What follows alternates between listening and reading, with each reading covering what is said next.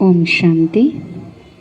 आज के बाबा के 28 तारीख के महावाक्य हैं। बाबा ने कहा, मीठे बच्चे, देरी से आते हुए भी तेज पुरुषार्थ करो तो बहुत आगे जा सकते हो। बाबा कहते हैं, चाहे देखो अभी बिल्कुल लास्ट समय आ चुका है, कलयुग का अंतिम समय है, तो बाबा कहते चाहे बच्चे देरी से भी आए हैं, लेकिन बाबा ने कहा बच्चे तेज पुरुषार्थ करो तो बहुत आगे जा सकते हो। दूसरों की चिंता छोड़। बाबा कहते हैं ना, देखो ये समय ऐसा है कि यहाँ कोई कुछ करेगा, कोई विघ्न डालेंगे, कोई माना निंदा करेंगे, अपमान करेंगे, दुख देंगे, लेकिन बाबा क्या कहते हैं, बच्चे उन बातों की चिंता नहीं करो, फिक्र नहीं करो, अपने पुरुषार्थ में लग जाओ। बाबा कहते हैं बच्चे बस अपने पुरुषार्थ पर ध्यान दो, क्योंकि ये जो हमें समय मिल रहा है ना, ये पुरुषार्थ करने के लिए मिल रहा है। प्रश्न है, कौन सा कर्तव्य एक बाप का है जो कोई मनुष्य का नहीं हो सकता? कौन सा कर्तव्य एक बाप का है जो कोई मनुष्य का नहीं हो सकता? उत्तर है, मनुष्यों को देवता बनाना, उसे शांति धाम सुख धाम का मालिक बना देना। ये कर्तव्य एक बाप का ही है जो कोई मनुष्य नहीं कर सकता। तुम्हें निश्चय है, संगम पर ही हम भगवानों वाच सुनते हैं। एक संगम ही ऐसा समय है, दरवाजा बंद कर दो, जब हम भगवान के महावाक्य सुनते हैं। अभी स्वयं कल्प पहले मुआफिक भगवान हमें राजयोग सिखा रहे हैं। ओम शांति। रूहानी बेहद का बाप बेहद के रूहानी बच्चों प्रति समझाते हैं। ये एक अक्षर व ज्ञान रत्न लाखों रुपए का है। बाप ने समझाया है, परमात्मा को रूप बसंत भी कहते हैं ना। रूप बसंत क्यों कहते हैं? क्योंकि बाबा ज्ञान की वर्षा करते हैं, ज्ञान स्वरूप होकर के हम बच्चों को इस समय वरदान दे रहे हैं, ज्ञान दे रहे हैं। उनका रूप भी है और नाम शिव बाबा है। दुनिया में कहते हैं ना, भगवान का कोई नाम रूप नहीं है, लेकिन उनका रूप भी है। क्या रूप है? ज्योति बिंदु स्वरूप, और नाम शिव बाबा है।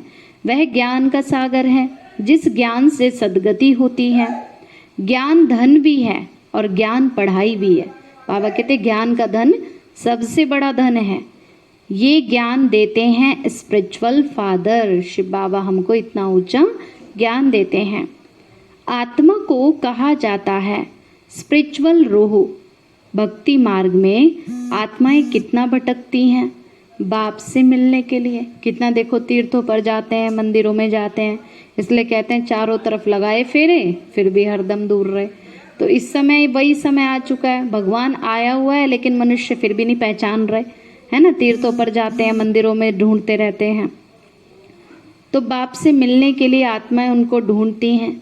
समझते भी हैं कि भगवान तो एक ही शिव है, कहते भी हैं कि भगवान तो एक है, फिर भी धक्के खाते रहते हैं। बाप समझाते हैं कि रूहानी बच्चों, तुम तो अविनाशी हो, परम धाम में रहने वाले हो, जहाँ से फिर यहाँ आते हो पाठ बजाने। बाबा कहते हैं यहाँ तुम केवल क्या कर रहे हो? पाठ बजा रहे हो। सब अपना अपना पाठ बजा रहे हैं, तो नाटक चल रहा है। अब नाटक में देखो गिर जाते हैं, चोट लग जाती है, जैसे छोटे बच्चे होते हैं, फिर उठ के खड़े हो जाते हैं, है ना, फिर खेलना शुरू कर देते हैं। तो ऐसे बाबा कहते हैं सृष्टि रंगमंच पर क्या चल रहा है? नाटक चल रहा है। तुम दूर देश के रहने वाले हो, ये ड्रामा है और इसका नाम है हार जीत का खेल। बाबा कहते हैं क्या चल रहा है इस ड्रामा में? हार जीत का खेल, सुख दुख का खेल है। बाप समझाते हैं कि हम तुम सब शांति धाम के रहने वाले हैं। बाबा कहते बच्चे ये दुनिया तुम्हारा घर नहीं है, तुम्हारा असली घर तो कौन सा है? परम धाम घर है, उसको निर्वाण धाम भी कहते हैं। पहले तो यही निश्चय करना है कि हम वहाँ के ही रहने वाले हैं। हम आत्मा का स्वधर्म है शांति। बस सारे दिन में बार बार अपने आप को यही कहना है, मैं तो शांत स्वरूप आत्मा हूँ, मैं शांत स्वरूप आत्मा हूँ, शांति धाम की रहने वाली हूँ। आत्मा बिंदी में सारा पाठ भरा हुआ है। बाप पढ़ाते भी तुमको है, तुमको ही पढ़ाते हैं। तुम दुनिया वाले मनुष्यों की चिंता करते हो, तुमको तो निश्चय है ना, भगवानुवाच होता ही है संगम पर, फिर तो कभी होता नहीं। बाबा कहते हैं इस समय है देखो सारी दुनिया में भगवान की नज़र हमारे ऊपर पड़ी, तो आप कौन है? विशेष आत्मा है ना, तभी तो भगवान ने सिलेक्ट किया। तो बाबा कहते बच्चे बस तुम अपने पुरुषार्थ पर ध्यान दो ना। बाबा कहते तुम औरों को क्यों देखते हो, औरों की क्यों चिंता करते हो? तुमको निश्चय है कि भगवानोवाच संगम पर है, फिर कभी भी नहीं होता। कोई भी मनुष्यों को देवता नहीं बना सकता। कोई भी जो मनुष्य है वो दूसरे मनुष्य को देवता नहीं बना सकता, शांतिधाम सुखधाम का मालिक नहीं बना सकता। कल्प पहले भी तो बाप ने बनाया था। अब जो प्रेसिडेंट बना है 5000 वर्ष के बाद वही बनेगा। ये तो चक्र है ना जो रिपीट होता है। कल पहले भी तो बाप ने बनाया था। तो सारी दुनिया की जो भी सीनरियाँ हैं 5000 वर्ष के बाद फिर से रिपीट होंगी। बुढ़ियाएँ माताएं तो इतना सब धारण नहीं कर सकती, तो उन्हों को कहा जाता है कि सिर्फ 3 बातें याद करो कि हम आत्मा शांति धाम की रहने वाली हैं, फिर हम सुख धाम में आते हैं, फिर आधा आधा के बाद फिर जब रावण का राज्य शुरू होता है तो विकारी बन जाते हैं। इसको फिर कहा जाता है दुख धाम, है ना। बाबा ने कहा 3 बातें क्या याद रखनी है? शांति धाम, सुख धाम और दुख धाम। कि कैसे हमारा घर तो शांति धाम है, फिर हम सुख धाम में आते हैं, फिर सुख धाम से जन्म लेते लेते फिर कलयुग दुख धाम में आ जाते हैं, फिर इस समय बाबा से मिलते हैं। जब दुख धाम पूरा हो जाता है तब बाबा कहते हैं बच्चे अब मुझ बाप को याद करो, तभी तो पवित्र बन सकते हैं। मुझे तो आना ही पड़ता है तुमको शांति धाम सुख धाम में ले जाने के लिए, क्योंकि अगर शिव बाबा ना आए तो सभी बच्चे इसी माया के दलदल में फंसे रहें, है ना, यहीं दुखी होते रहें। तो कोई तो चाहिए ना निकालने के लिए। तो बाबा कहते मुझे आना ही पड़ता है तुमको शांतिधाम सुखधाम में ले जाने के लिए। अब जो आकर के बाप के बने हैं वही तो वर्षा पाएंगे। ये सूर्यवंशी चंद्रवंशी राजधानी स्थापन हो रही है। करोड़ों मनुष्य आकर कुछ ना कुछ बाप से सुनेंगे, समझेंगे, वृद्धि होती जाएगी। क्योंकि कहते हैं ना देवी देवता 33 करोड़ होते हैं लास्ट तक, तो वो आत्माएं आएंगी, थोड़ा बहुत तो ज्ञान जरूर लेंगे। सब तरफ तुमको जा करके समझाना होगा। बाबा कहते हैं अब उन्हें जगाना, ये किसका कार्य है? ये तो हम बच्चों का है। हाँ वही ना, वही अभी बाबा कहते हैं ना अभी बच्चे सब तरफ जा करके संदेश देना। अभी तो बहुत जगह ऐसे रह गई हैं जहाँ सेवा करनी है। अखबार द्वारा भी बहुत सुनेंगे, पाकिस्तान में भी अखबार के द्वारा पढ़ेंगे, वहाँ बैठे भी ये ज्ञान सुनेंगे। गीता का प्रचार तो सारी दुनिया में बहुत है।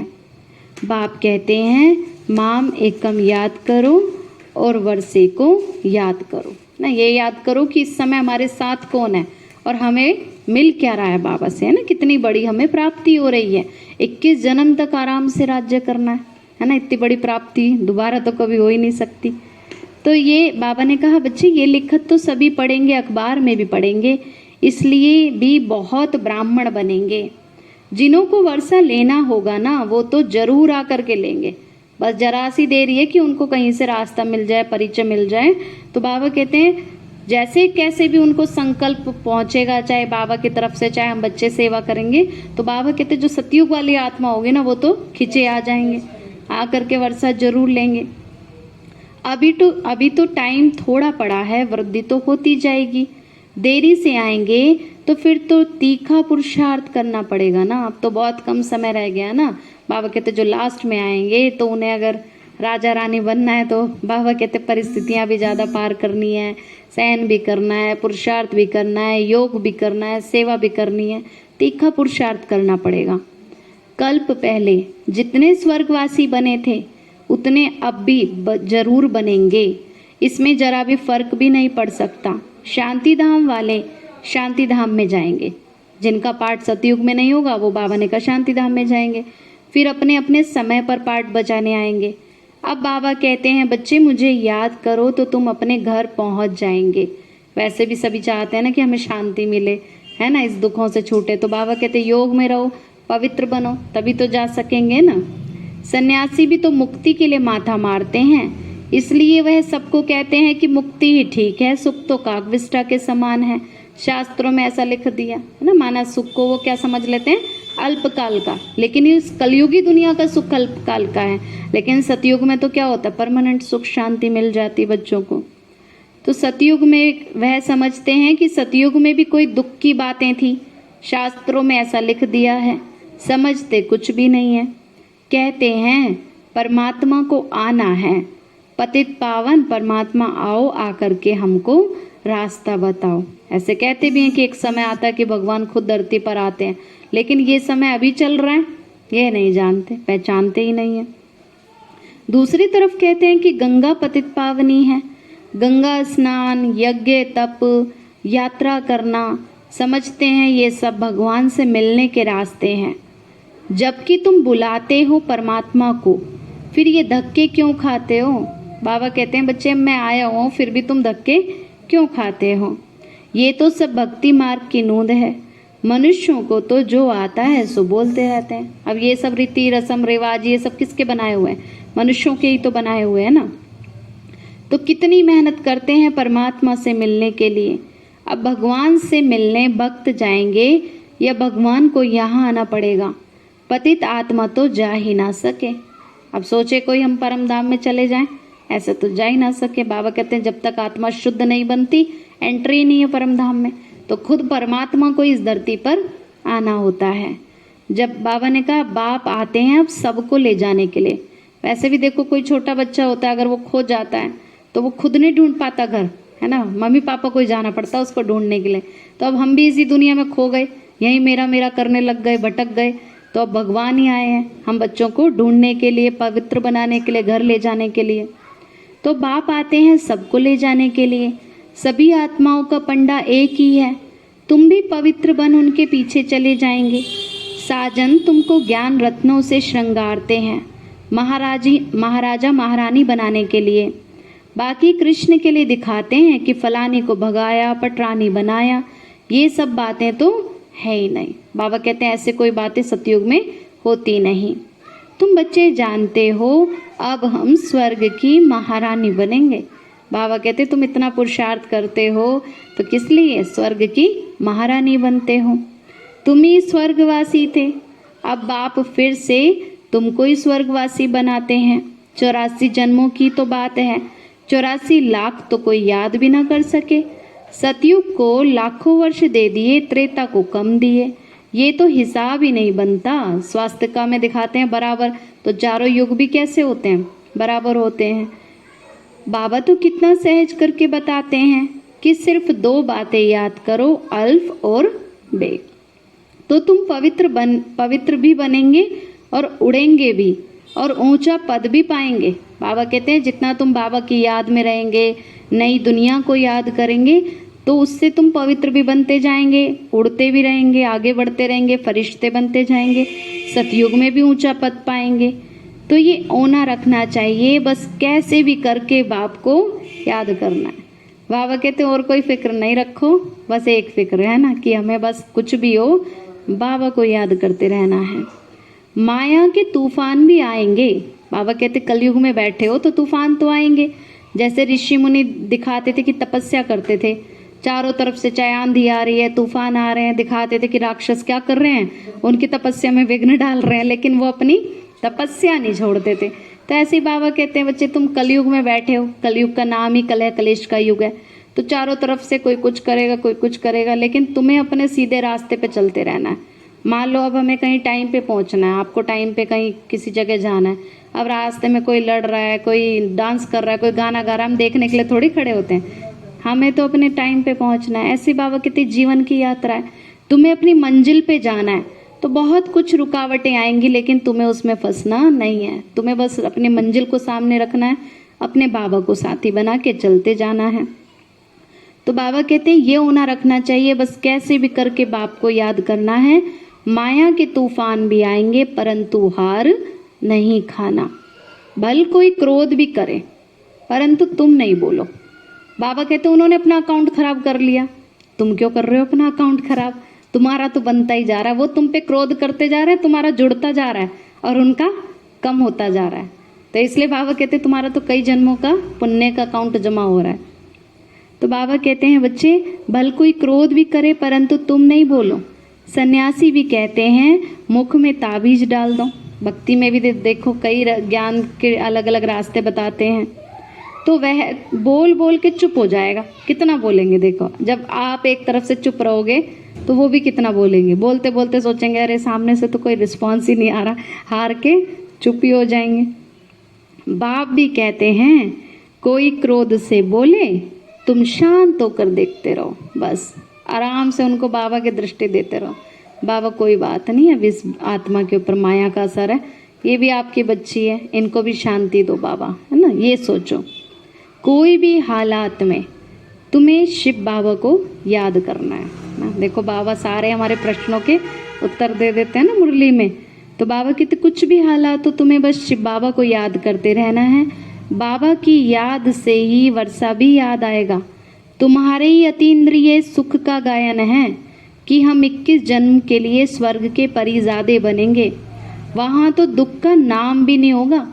इसलिए बाबा कहते बच्चे कलयुग के दुख तो बस थोड़े से रह गए, थोड़े से ही तो दिन है। अब बाबा कहते हैं इन्हें कैसे पार करना है, बाबा की याद में रह के। इसलिए बाबा कहते हैं सतयुग में तो दुख का नाम भी नहीं होगा। तुम 50-60 जन्म तक सुख ही सुख भोगते हो, सुख का हिसाब जास्ती है। सुख दुख इक्वल हो तो फायदा ही क्या, तुम्हारे पास तो धन भी बहुत होता है। कुछ समय पहले यहाँ भी बहुत सस्ता अनाज था। बाबा कहते ज़्यादा तो तुमने सुखी देखा है ना, सतयुग में भी तुम सुखी थे, त्रेता में भी तुम बहुत सुखी थे, द्वापर में भी बहुत सुखी थे, करके कलयुग के लास्ट में थोड़ा सा दुख होता है ना। बाबा ने कहा कलयुग में भी देखो, अब से अगर 50-60 साल पहले भी जाओ तो बहुत माना सब चीज़ें फ्री मिलती थी, इतना कोई महंगाई तो होती नहीं थी। तो बहुत समय पहले माना अनाज भी बहुत सस्ता था, राजाओं की बड़ी राजाई थी।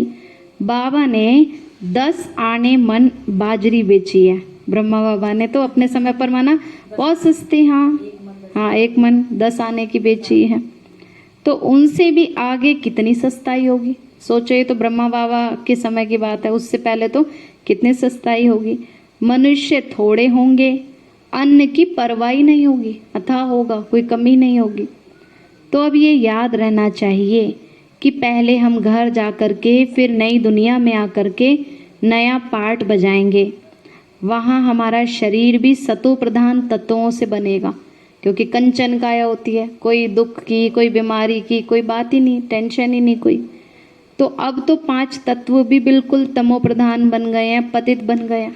बाबा कहते हैं ना ये दुनिया ही असार संसार बन गए हैं, अब इसमें कोई सार नहीं रहा, है ना। मन भी नहीं करता रहने का। हाँ, अब तो पुरुषार्थ करने के लिए रहना है बस। सब ऐसा करा था अच्छी हरियाली हो, सुंदर जगह हो, बस वहाँ रहने का। हाँ वही, इसीलिए बाबा कहते हैं ना बच्चे अब तो बस ये है कि जल्दी जल्दी पुरुषार्थ करें, अपना हिसाब किताब तो हो ही रहा है पूरा, फिर अपना घर जाएं, है ना, पवित्र बन करके।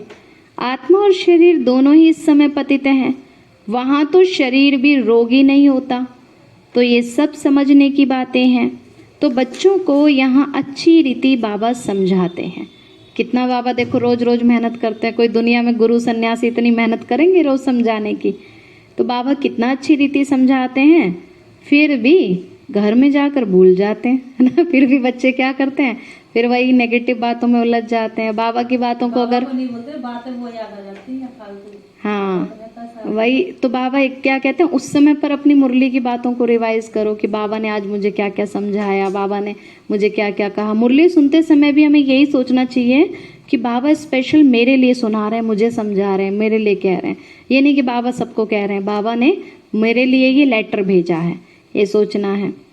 तो यहाँ बादल भर करके कितना खुश होते हैं और बाहर जाने से भूल जाते हैं, है ना। बाबा कहते हैं मैं तो भर रहा हूँ, जैसे सागर से बादल पानी भर के ले जाते हैं फिर वर्षा करते हैं ना, तो बाबा कहते हैं बच्चे क्या करते हैं, वर्षा तो करते नहीं और भूल जाते हैं कि हम पानी लेके आए थे, ज्ञान का अमृत लेकर आए थे।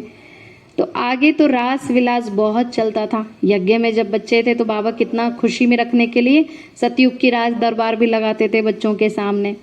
फिर वह सब बंद कर दिया। मनुष्य समझते थे कि जादू है। भक्ति में जब नौंदा भक्ति करते हैं तब मुश्किल साक्षात्कार होता है। यहाँ तो भक्ति की बात नहीं, बैठे बैठे साक्षात्कार में चले जाते थे, इसलिए जादू समझते थे। शुरू शुरू में देखे जब बहुत बच्चे आने लगे यज्ञ में, तो जैसे कि योग में बैठते थे अपने आप ही साक्षात्कार में चले जाते थे, तो सब सोचते थे अरे यहाँ ऐसे ऐसे क्यों दिख रहा है, सब कोई साक्षात्कार कैसे हो रहे हैं, तो जादू समझ लिया। लेकिन ये नहीं जानते थे कि ये तो ईश्वरीय शक्ति है। और देखो कोई मनुष्य के हाथ में तो है नहीं, हो जाता था। वही ना। और साक्षात्कार कराना कोई मनुष्य के हाथ में तो है नहीं, ये तो ईश्वरीय कार्य है, तभी तो सबको अनुभव होता था ना। आजकल तो दुनिया में ही कितने भगवान बन गए हैं, नाम रखते हैं सीताराम, राधे कृष्ण। अब कहाँ तो वो स्वर्ग के मालिक और कहाँ ये नरकवासी, है ना। नाम देवी देवताओं के रखते हैं और कार्य उल्टे ही करते रहते हैं। तो इस समय सभी नरकवासी हैं। सीढ़ी में साफ दिखाया है, सीढ़ी के चित्र में साफ दिखा रखा है कि अब कौन सा समय आ चुका है। सीढ़ी तो बच्चों ने अपने विचार सागर मंथन से बनाई है। बाबा तो देखकर खुश हुआ। सीढ़ी में सब बातें आ जाती हैं। द्वापर से विकारी राजाएं कैसे भक्ति करते करते नीचे आ गए। अभी तो कोई ताज नहीं है, अभी तो मोहताज हो गए हैं, कोई ताज नहीं है। चित्र पर समझाना सहज होता है। 84 जन्मों में कैसे उतरती कला होती है और फिर कैसे चढ़ती कला होती है। गाते भी हैं चढ़ती कला तेरे भाने सर्व का भला। तो बाबा आकर के सबको सुख देते हैं। सभी पुकारते हैं ना कि बाबा हमारे दुख हरो, हमें सुख दो, परंतु कैसे दुख हरते हैं, सुख कैसे मिलता है, ये किसी को मालूम ही नहीं है। आजकल तो मनुष्य गीता कंठ करके भी सुनाते हैं, नटसेल में उसका अर्थ समझा देते हैं, संस्कृत में श्लोक भी कंठ करके सुना देते हैं। तो फिर कह देंगे ये महात्मा तो बहुत अच्छा है। लाखों मनुष्य जा कर के पाँव पड़ते हैं। अब उस पढ़ाई में, लौकिक पढ़ाई में तो 15-20 वर्ष लग जाते हैं। उन्होंने कोई बुद्धिवान होते हैं तो झट श्लोक आदि कंठ कर सुनाने लगते हैं, है ना। आजकल पढ़ाई कर लेते हैं, थोड़ा बुद्धि बढ़ जाती है तो फिर वो क्या करते हैं, श्लोक याद करके सुनाने लग जाते हैं। तो उनके पास ढेर इकट्ठे हो जाते, ये सब कमाई के रास्ते बनाते। जब कोई दिवाला मारता है तो भी जा कर के संन्यास धारण कर लेते, तो सब चिंताएं दूर हो जाती। फिर कुछ ना कुछ मंत्र जंत्र याद कर लेते हैं, चक्कर लगाते रहते हैं, ट्रेन में भी चक्कर लगाते रहते हैं। अब यहाँ तो बाबा कहते हैं बच्चे अपने को आत्मा समझ बाबा को याद करो, क्योंकि यहाँ बाबा ये नहीं कहते कि बच्चे कोई तुम्हें सब कुछ छोड़ देना है, माना कोई अपनी जिम्मेवारियों को पूरा नहीं करना या अपने कोई गृहस्थी का ध्यान नहीं रखना। बाबा कहते सब कुछ करो, लेकिन सब कुछ करते क्या करो, बस हाँ बाबा को याद करते रहो। इसलिए बाबा कहते हैं बच्चे, बाबा ये नहीं कहते कि अपनी जिम्मेवारियों से पीछे रहना है। तो बाबा ने कहा बच्चे, तो बाप और आत्माएं सब निराकारी दुनिया में ही तो रहती हैं, वहाँ से साकारी दुनिया में आते हैं पार्ट बजाने। तो अब ये नाटक ही पूरा होने वाला है। बाबा कहते बच्चे अब तो ये बहुत कम समय रह गया, अब कलयुग अपने बिल्कुल अंतिम चरण पर आ चुका है। तुम तमो प्रधान होने के कारण वापस अब जा ही नहीं सकते। अब बाबा आया है तुमको सतो प्रधान बनाने के लिए। जब तक हिसाब किताब पूरा नहीं होता, आत्मा के सारे विकार नहीं छूट जाते, सारी बुराइयां नहीं छोड़ देते, तब तक तो जा नहीं सकते। इसलिए तो बाबा कहते हैं बच्चे घर वापस चलना है तो जल्दी जल्दी पवित्र बनो, पुरुषार्थ करो, फिर सभी अपने घर जाएंगे। बाकी स्वर्ग में तो देवी देवताओं का राज्य होगा। शांति धाम, सुख धाम, दुख धाम कब कब था ये किसी की भी बुद्धि में नहीं आएगा, क्योंकि घोर अंधियारे में उन्हें पता ही नहीं है समय कौन सा चल रहा है मनुष्यों को। बाबा ने तो हमें सब कुछ बताया है। समझते हैं कि कलयुग अभी अर्जुन इतने 1000 वर्षों के बाद होगा, कोई हिसाब ही नहीं है मनुष्यों के पास, कोई हिसाब ही नहीं है। वो तो समझते हैं अभी पता नहीं घोर कलयुग और आएगा, ये होगा वो होगा। अब इससे ज़्यादा और घोर को कितना कलयुग आएगा।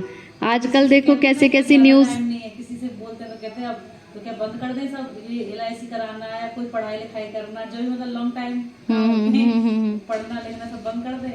देखो बाबा ये नहीं कहते कि भाई तुम अपने खर्चे के हिसाब से सब कुछ मैनेज करके ना चलो, वो तो देखो चलना पड़ता है। लेकिन बाबा क्या कहते हैं कि बच्चे सब कुछ देखते हुए उसमें फंसना नहीं है, सब कुछ नाटक समझ के देखो। बाकी बाबा कहते हैं भाई रहना है तो मकान भी बनाना है, कार्य करने तो सामान भी लाने हैं, सब कुछ ही करना है। पढ़ने वाले बच्चे, मैं खुद पढ़ाई करती हूँ। हाँ, लेकिन बस इस दुनिया से अटैचमेंट्स नहीं रखनी है, आशाएं नहीं रखनी है, ये बाबा कहते हैं। बाबा ने कहा बुद्धि से त्याग करते जाओ, मन से कहीं भी फंसो नहीं, ये बाबा कहते हैं। बाकी कार्य तो सारे करने हैं ना। मेरा सीटेट तो पता रखा, मैंने एमए का रखा, बीएड किया हुआ। अच्छा अच्छा, पढ़ाई करती थी कभी भी बाबा ने कहा ज्यादा टाइम नहीं, प्लीज पढ़ाई खाएगा मन में। नहीं देखो, हाँ अपने बाबा ये थोड़ी कहते हैं अपना कर्म करना छोड़ दो या अपना पुरुषार्थ करना छोड़ दो, वो तो हर तरह से करना चाहिए। चाहे अपने लौकिक पढ़ाई का चाहे अलौकिक पढ़ाई का, हर तरह से अटेंशन देना तो जरूरी है ना। तो उसके लिए मैं टाइम देती हूँ, 1-2 घंटे तो उसमें ही लग हम्म, वो तो जरूरी है देखो। इसलिए बाबा कहते हैं बच्चे इस समय तो मनुष्य बहुत घोर अंधियारे में है ना, कोई मनुष्यों को पता ही नहीं है। मनुष्य बढ़ते जाते हैं, अन्न तो मिलता नहीं। 40,000 वर्ष अभी और हो तो पता नहीं क्या हो जाए। जो बोलते हैं वह तो बिल्कुल ही झूठ है। वो समझ लेते हैं कि कलयुग अभी 40,000 वर्ष, 40 वर्ष का भी समय नहीं बच रहा अभी तो, 40,000 वर्ष की तो कोई बात ही नहीं है। तो बाबा ने कहा बच्चे सच की तो रत्ती भी नहीं रही। समय ऐसा आ गया ना कि बिल्कुल माना मनुष्य क्या है, शौफ में फंसे हुए हैं, माया के जाल में फंसे हुए हैं। अब बाबा सिखलाते हैं रावण पर तुम्हें कैसे विजय पानी है। रावण पर तुम ही जीत पाते हो। सारी दुनिया को रावण की जेल से छुड़ा देते हैं। इस समय शिव बाबा आकर के क्या कर रहे हैं, हम बच्चों को छुड़ा रहे हैं ना रावण की जेल से। तुम शक्ति सेना हो। बाबा ने कहा तुम्हारी क्या है इतनी ये शक्ति सेना, तुम भारत को स्वर्ग बना रहे हो। कितनी अच्छी अच्छी बातें बाबा समझाते हैं। फिर तुमको बाप और वर्षे को याद करके कितना खुशी में रहना चाहिए। ज्ञान मार्ग में खुशी बहुत होती है ना। देखो ज्ञान मिलने से पहले तो क्या था, बिल्कुल समझ ही नहीं थी कि क्या हो रहा है दुनिया में, क्यों हम यहाँ आए हैं, कहाँ हमें जाना है, कुछ भी नहीं पता था। जब से ज्ञान मिलता है तो जैसे कि एक नया जीवन, नई सोच मिल जाती है ना। अभी बाबा आया हुआ है, अभी हम अब बस इस पुरानी दुनिया से गए कि गए। बाबा कहते हैं बच्चे अब इस दुख की दुनिया से तो अब जल्दी जाना है वापस। बाबा को याद करने से ही तो सतो प्रधान बनेंगे, नहीं तो सजाएं खानी पड़ेंगी, फिर करके रोटी टुकड़ा मिलेगा, इससे फायदा क्या। बाबा कहते सजाएं खा खा के पाप उतरेंगे, फिर पद भी बहुत कम हो जाएगा। जैसे कहते हैं ना कि कई बच्चे जिद्दी होते हैं, जब खाना देते रहते हैं तो खाते नहीं, हमें नहीं खाना हमें नहीं खाना। तो कई बार होता है कि फिर माता पिता क्या कहेंगे, अच्छा नहीं खाना ठीक है हम रख रहे हैं उठा के, हाँ फिर बाद में कहेंगे अच्छा दे दो थोड़ा सा फिर उससे फायदा क्या है ना। तो बाबा कहते हैं बच्चे अब मैं दे रहा हूँ कि राजा बच्चे बनो, पुरुषार्थ करो। तो कई बच्चे करते नहीं, फिर समय जब निकल जाता है फिर बाद में थोड़ा बहुत पद पाते हैं, पाप का बोझ चढ़ा रहता है, हिसाब किताब बहुत आता है सामने, तो उससे फायदा क्या। तो जितना हो सके अपना पुरुषार्थ करना है, श्रीमत पर चलना है, कदम कदम पर बाबा से राय लेनी है। कोई कहते हैं बाबा धंधे में झूठ भी बोलना पड़ता है। अब जैसे बिजनेसमैन है, मान लो कोई सामान लाए हैं, 5 का लाए हैं तो 5 में थोड़े ना बेच सकते हैं, थोड़ा बहुत बढ़ा के बेचना ही पड़ेगा। हाँ तो बाबा कहते हैं धंधे में तो झूठ होता ही है, वहाँ तो झूठ चलता ही है। हाँ वही, तुम बाबा को याद करते रहो। बाबा कहते बजले बच्चे देखो कार्य तो करना ही है लेकिन बाबा को याद करते रहो। ऐसे नहीं कि विकार में जाकर फिर कहो कि मैं तो बाबा की याद में था। बाबा कहते वहाँ माफ़ी नहीं मिलेगी। नहीं, विकार में गए तो मरे। ये तो बाप के साथ तुमने प्रतिज्ञा की है। पवित्रता के लिए ही तो राखी बांधी जाती है, क्रोध के लिए कभी राखी नहीं बांधी जाती। राखी बंधन का मतलब ही है कि विकार में नहीं जाना। मनुष्य कहते भी हैं कि हे पतित पावन आओ, शिव बाबा को बुलाते हैं ना। तो तुम बच्चों के अंदर में खुशी बहुत होनी चाहिए। बाबा हमको पढ़ा रहे हैं, फिर बाबा हमको साथ में ले जाएंगे, वहाँ से हम स्वर्ग में चले जाएंगे। तो जितना हो सके सवेरे उठ कर के बाबा को याद करना है। याद करना गोया कमाई करना, क्योंकि जितना हम योग करते हैं तो हमारा जमा हो रहा है ना, वो व्यर्थ तो नहीं जाता वो समय, कितना हमारा भाग्य बढ़ता जाता उस समय पर। जितना हो सके याद करते रहना है। बाबा माना वर्षा, जितना याद करेंगे उतना राजाई मिलेगी। याद से तो फायदे ही बहुत हैं। सस्ता सौदा है ना, और ऐसा सस्ता सौदा कोई और दे ना सके। कोई भी विरला ही लेते हैं। बाबा कहते हैं ना इतना सस्ता सौदा है फिर भी कोर्टों में कोई सस्ता सौदा करते हैं। बाबा मांगते क्या बदले में, हमारी बुराइयाँ, और देते हैं क्या, विश्व की राजाई।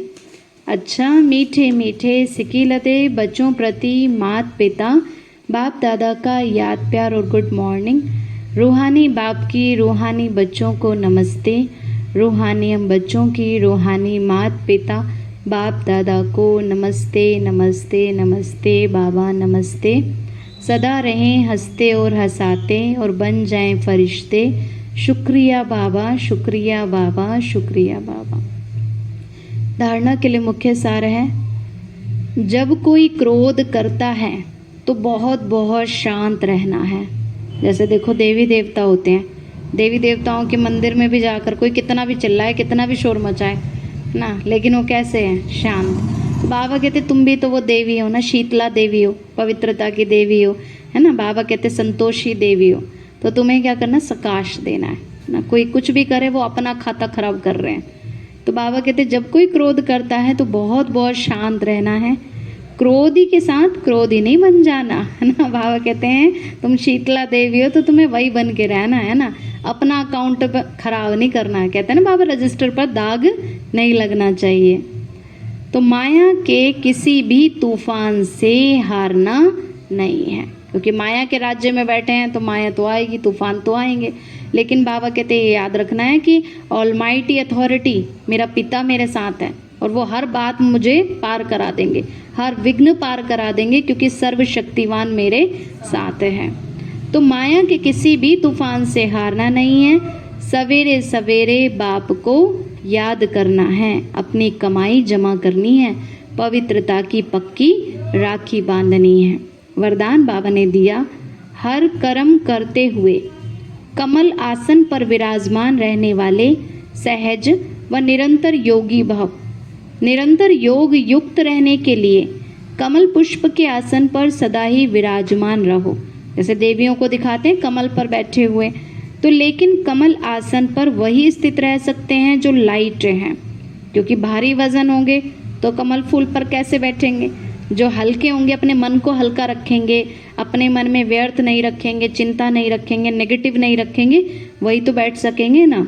तो किसी भी प्रकार का बोझ अर्थात बंधन ना हो, मन के संकल्पों का बोझ, संस्कारों का बोझ, दुनिया की विनाशी चीज़ों की आकर्षण का बोझ, लौकिक संबंधियों की ममता का बोझ, ये सब बोझ खत्म हो तब तो कमल आसन पर विराजमान निरंतर योगी बन सकेंगे। स्लोगन बाबा ने दिया, सहनशीलता का गुण धारण कर लो तो असत्यता का सहारा नहीं लेना पड़ेगा। सहनशीलता का गुण धारण कर लो तो असत्यता का सहारा नहीं लेना पड़ेगा। अच्छा, ओम शांति, ओम शांति, ओम शांति।